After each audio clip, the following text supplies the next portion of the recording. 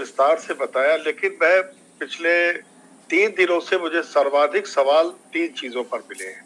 क्या कोई पुलिस की परीक्षा हुई जिसमें 3 महीने पहले रिजल्ट आ गया, अभी तक मेडिकल वगैरह की कार्रवाई नहीं हो पाई। शिक्षकों पर हाईकोर्ट का आदेश आया, आपकी नीति का नहीं का इंतजार है। कुछ एग्जाम वीडियो वगैरह के हुए, उसमें भी ज्वाइनिंग नहीं हो पा रही है। आपको लगता है परिणाम और ज्वाइनिंग के बीच के गैप को पाटा जा सकता है? उसके लिए क्या योजना है आपके पास? देखिए, सबसे पहले पुलिस की भर्ती का है।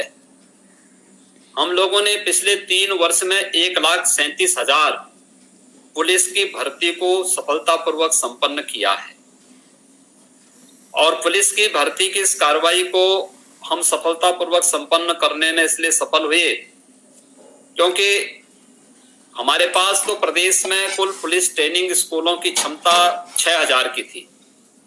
हमने इसको बढ़ाया, आज के दिन पर हम 12,000 की ट्रेनिंग एक साथ कर सकते हैं, लेकिन हमें भर्ती ज्यादा करनी थी, इसलिए हम लोगों ने पैरामिलिट्री और अन्य स्टेट की ट्रेनिंग सेंटर भी लिए।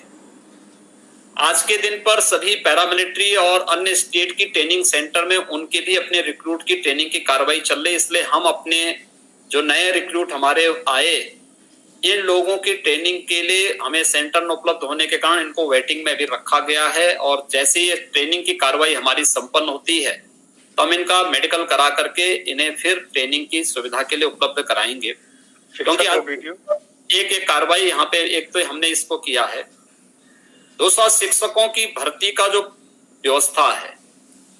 देखिए, जो हम कहते थे और सुप्रीम कोर्ट ने जो कहा था कि मेरिट के आधार पर और अच्छे शिक्षकों की तैनाती होनी चाहिए, हम लोगों ने उसी चीज को कहा। मेरिट को हम लोगों ने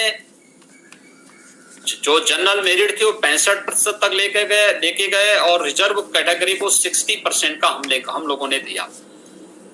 अब मेरिट को ऊपर नीचे, भाई हमारे पास 69,000 शिक्षकों की भर्ती हमें करनी है।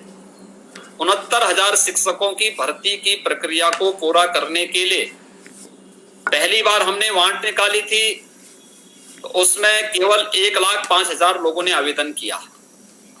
जब रिजल्ट सामने आया तो उसमें केवल 41,000 लोग पास हुए। हम लोगों ने उनको ज्वाइन करा दिया। दूसरी बार फिर 69,000 की हमने भर्ती निकाली। पहली बार की भर्ती में बीएड को यहाँ पर इसके लिए एनसीटी ने एलिजिबल नहीं पाया था, तो जब एलिजिबल नहीं था तो उस समय 1,05,000 लोगों ने आवेदन किया। दूसरी बार एनसीटी ने बीएड को भी इसके लिए एलिजिबल माना। इस बार जब आवेदन आए तो इस बार 5 लाख से अधिक आवेदन आए थे, तो स्वाभाविक रूप से मेरिट को आगे बढ़ाना पड़ा, हमें बढ़ाना पड़ा। 5 लाख लोगों ने आवेदन किया, तो 5 लाख लोगों के लिए हम लोगों ने मेरिट को आगे बढ़ाया। अब इसके बाद ये कहना कि नहीं साहब आपको 40 और 45 को ही मेरिट रखना चाहिए, ये राज्य सरकार का दायित्व या जो परीक्षा अथॉरिटी है उसका अधिकार है कि वो मेरिट को किस रूप में रखें जिससे उतने ही अच्छे लोग आए जो सुप्रीम कोर्ट की मंशा है।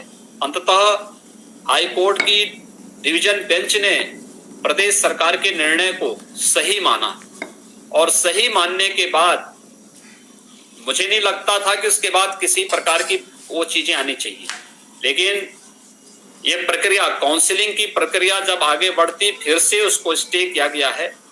हम फिर से डिवीजन बेंच में जा रहे हैं और डिवीजन बेंच में जो सुप्रीम कोर्ट ने कहा है सारा कार्य उसके अनुरूप हुआ है और उन्हीं तथ्यों को फिर से वहां पे रखने जा रहे हैं। सरकार के स्तर पर कहीं कोई गलती नहीं। हाँ, कुछ लोग जरूर हैं जो हर अच्छे कार्य में, क्योंकि उनको अपने चंदे वसूली के कुछ माध्यम चाहिए। वो कौन लोग हैं मुख्यमंत्री जी? कौन लोग हैं वो? जो लोग नहीं चाहते हैं कि युवाओं को रोजगार मिल सके और वे लोग चंदा वसूली कर करके केवल और केवल हर एक मामले में पीआईएल दाखिल करके हर एक अच्छे कार्य में बाधा पैदा करने का प्रयास करते हैं। जब सुप्रीम कोर्ट कह चुका है जिस मामले में, मुझे लगता है उसके बाद तो कहीं कोई बात सामने नहीं आनी चाहिए थी, लेकिन ये न्याय की लड़ाई है और राज्य सरकार युवाओं के हित में इस लड़ाई को लड़ेगी और इसमें दूध का दूध और पानी का पानी रख करके रखेगी, कोई खामी नहीं। अब मुझे आश्चर्य होता है कि इस मामले में जो तथ्य सामने लाए जा रहे हैं वो अपने आप में हास्यास्पद दिखाई देते हैं। खैर कोई बात नहीं, इसको कोर्ट के सामने इन बातों को रखा जाएगा।